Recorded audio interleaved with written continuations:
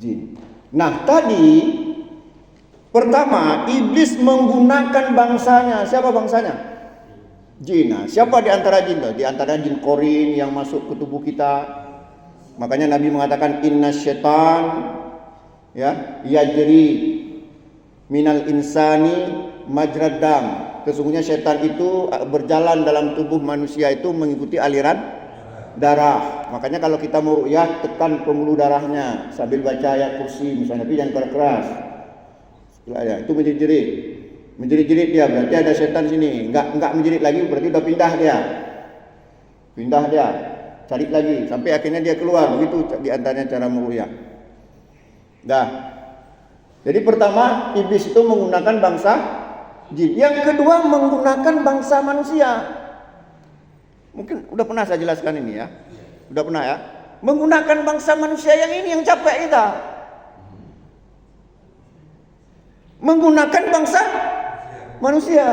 Apa dalilnya? Surat Al-An'am ayat 112. Siapa yang hafal? Al-An'am 112. Ya. Wa kadzalika ja'alna likulli nabiyyin aduwan syayatinal insi wal jin yuhi ba'dhum ila ba'din zurufal qawli ghurura. Dan demikianlah kami jadikan tiap-tiap nabi, kata Allah. Tiap-tiap nabi, berarti tiap-tiap umatnya juga. Wa kadzalika ja'alna likulli nabiyyin, dan demikianlah kami jadikan pada tiap-tiap nabi aduwan, musuh. Siapa musuh tiap-tiap nabi dan umatnya? Syayatinal insi wal jin. Setan-setan dari jenis manusia dan jin. Syayatinal insi wal jin. Setan-setan dari jenis manusia dan jin.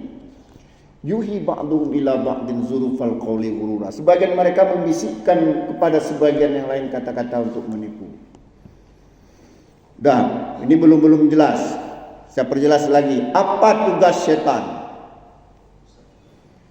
Tugas setan itu adalah mengajak manusia masuk neraka, dan itu misi iblis tadi kan, la aqudanna lahum siratal mustaqim. Sungguh aku akan menggoda hamba-hambamu dari jalanmu yang lurus. Tugas setan memelencengkan, membengkokkan manusia dari jalan yang lurus agar masuk neraka. Apa dalilnya? Fatir ayat 6. Inna syaitana lakum aduun fattakhiduhu aduwan innama yad'u hisbahu liyakunu min ashabis sa'ir. Sesungguhnya syaitan itu musuh yang nyata bagi kamu, maka jadikanlah ia musuh. Sesungguhnya syaitan itu mengajak orang-orang yang bisa dipengaruhinya untuk masuk neraka yang menyala-nyala. Jadi tugas syaitan apa? Menggoda manusia agar masuk neraka yang menyala-nyala. Sama enggak dengan misi iblis? Sama. Maka tentaranya iblis itu adalah syaitan. Syaitan terdiri dari bangsa jin dan bangsa manusia. Makanya kalau bangsa jin lumayan sikit lah. Ini masalah bangsa manusia, kawan kita sendiri, saudara kita sendiri, keluarga kita sendiri. Masalahnya ini yang ikut membantu iblis. Gimana?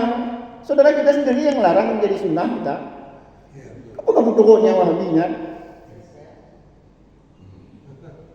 Gimana? Masalahnya kawan kita sendiri kadang-kadang itu. Tanpa sadar mereka, entah sadar, mungkin tentu nggak sadar. Tanpa sadar sebenarnya dia masuk melamar menjadi pasukannya iblis. Ya benar. Ya, ini yang capek kita. Coba lihat nih, kawan kita kadang manusia yang sekarang saya tanya ya, mungkin yang membunuh itu manusia, yang memperkosa manusia, yang membakar manusia, yang merampok manusia, yang mengajak main judi manusia. Kalau begitu apa tugas jin, bangsa jin? Itu dari dalam. Jadi tugas jin itu internal. Tugas manusia eksternal. Makanya hebat strategi iblis itu. Makanya juga Allah berfirman, fa in tuti aksara man fil ardi yudilluka an sabilillah. Jika kamu mengikuti kebanyakan manusia di muka bumi, mereka akan menyesatkanmu dari jalan Allah. Berarti kebanyakan manusia sudah jadi tentaranya tanpa sadar. Gimana? Ada yang protes?